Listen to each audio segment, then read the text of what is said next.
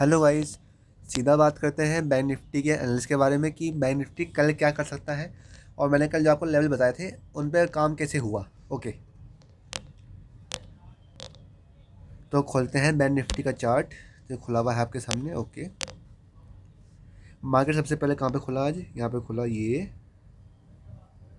यहाँ खुला था। ओके, इस वाली कैंडल मार्केट खुला था। मैंने कल की वीडियो में डिस्कस किया था कि 39,600 जो कि ये लेवल था, इसके नीचे मार्केट जाती है तो आपको यहाँ पे एक ट्रेड ले लेनी है। और देखो बैंक निफ्टी क्या करता है, ये समझने की बात होती है गाइस। अभी आपको होगी सर आप तो फेल हो गए, नहीं फेल नहीं हुआ मैं दिखाता हूँ आपको। मैंने कहा था कि 39,600 पे आपको एक ट्रेड लेनी है, करेक्ट, यहाँ के आसपास लेनी है। अब क्या हुआ, मार्केट ने यहाँ पे क्लोजिंग दे दी। हम्म पर मार्केट फिर से ऊपर आ गई है यहाँ पे। तो एक तरह से आपको यहाँ पे स्टॉप लॉस पक्का हिट हुआ होगा अगर आपने ट्रेड मेरे कहने पे ली होगी तो। जी हाँ, यहाँ पे स्टॉप लॉस हिट हो गया। पर जब से दोबारा यहाँ पे इसको क्रॉस करना शुरू किया, डैट मीन्स वो स्टॉप लॉस हिट कमाना आया था आपका। क्योंकि आप जो सोचते हो वो तो होता नहीं है ना। हम जो सोच रहे हैं कि हाँ मार्केट में ऐसा होगा वैसा होगा, अब आपका एक बार स्टॉप लॉस हिट हो गया तो फिर वहाँ पे क्या होता है कि लोग हताश हो जाते हैं, परेशान हो जाते हैं कि भैया मेरा एक बार स्टॉप लॉस हिट हो गया, अब मैं ट्रेड नहीं करने का। पर मौका वही होता है आपका, अगर एक बार स्टॉप लॉस हिट हो चुका है तो इसका मतलब ये नहीं कि आप ट्रेडिंग रोक दो। आपके दो स्टॉप लॉस हिट होते हैं तब ट्रेडिंग रोकनी चाहिए, ये रूल होता है। ठीक है जी। तो एक बार आपका स्टॉप लॉस हिट हो गया, फिर वो वापस नीचे आया तो आपको डबल प्रॉफिट हुआ, मतलब कि जो आपका लॉस हुआ था, एक तो आप ट्रेडिंग करो तो 20 पॉइंट के लॉस के साथ करो और 30 पॉइंट के प्रॉफिट के साथ करो। समझ रहे हो बात को? अगर आप 20 पॉइंट का लॉस करवाओगे और 10 पॉइंट का प्रॉफिट लोगे तो आप कभी कामयाब नहीं हो पाओगे। ठीक है, जब भी आपको ट्रेड करनी हो हमेशा स्टॉप लॉस और टारगेट दोनों को मेंटेन करके चलो। टारगेट थोड़ा सा ज़्यादा ही होना चाहिए हमेशा। ठीक है, तो यहाँ पे आपको अपना टारगेट मिल चुका। पर मैं ये कहता हूँ कि सुबह की ट्रेड सिर्फ यही थी और पूरे दिन में कोई ट्रेड नहीं बनी गई, बिल्कुल नहीं बनी। बहुत ज़्यादा साइडवेज मार्केट था, कभी 20 पॉइंट ऊपर जा रहा था, कभी 30 पॉइंट नीचे आ रहा था। तो जिन भाइयों का लॉस हुआ होगा मेरे पास मैसेज आ रहे थे कि सर कैसी मार्केट है, गंदी मार्केट है। हाँ गंदी मार्केट थी आज की भाई, तो इसमें चिंता करने की बात नहीं है, हर दिन ऐसी मार्केट नहीं होती, करेक्ट। तो अब बात करते हैं कि कल क्या मार्केट कर सकती है, कल क्या लेवल बताने चाहिए मेरे को आपके लिए। एक मिनट। तो जैसे कि मैं आप देख पा रहा हूँ आजकल तो मार्केट में अगर मैं डे चार्ट खोलता हूँ तो डे चार्ट के अंदर मैं कल भी आपको से डिस्कस किया था कि काफ़ी ऊपर आ चुकी है मार्केट, है ना। 12-13 कैंडल लगातार बन चुकी हैं, तो एक छोटा सा करेक्शन तो यहाँ आना चाहिए।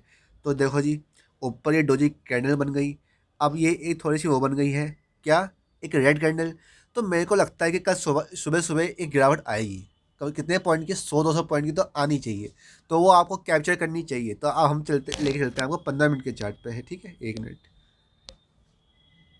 ओके, मैं 15 मिनट का चार्ट खोल लिया है। और अब कल सुबह आपको ट्रेड कैसे करनी चाहिए।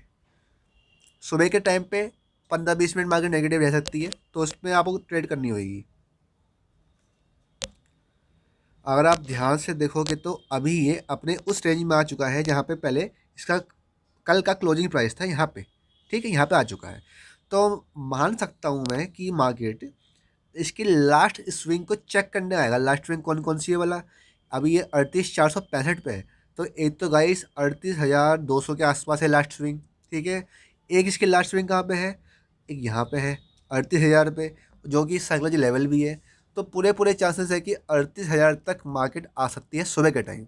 अब बात ये है कि ये गैप डाउन खुल गया तो मुझे वैसे गैप डाउन की उम्मीद है। मैंने अपने क्लाइंट्स की भी ट्रेड ली है आज, पुट बाय किया हुआ मैंने सबका। तो जी हो सकता है कि मार्केट कल गैप डाउन खुले या फिर खुलते के साथ नीचे आया, इसी पर्पज़ से मैंने उनका लिया है। तो गैप डाउन खुलता है तो क्या होगा, अगर मान लो कि 38,200 के आसपास का मार्केट खुलता है तो यहाँ पे थोड़ी सी बन सकती है वोलेटिलिटी।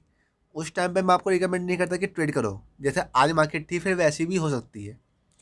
तो ये सब लेवल्स कब के लिए है, अगर फ्लैट खुले तो। ठीक है जी, 38,400 को नीचे के सारे क्रॉस कर दे तो आपको फिर 38,200 तक का टारगेट ले लेना चाहिए। ठीक है जी।